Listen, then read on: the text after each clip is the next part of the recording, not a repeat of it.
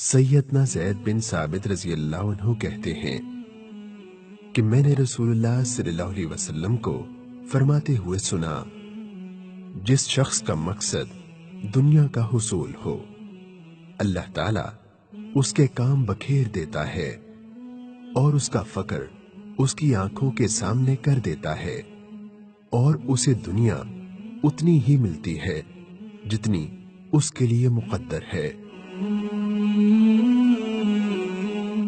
और जिसकी नीयत आखिरत का हुसूल हो, अल्लाह ताला उसके काम मुरत्तब कर देता है और उसके दिल में इस्तिगना पैदा फरमा देता है और दुनिया जलील होकर उसके पास आती है।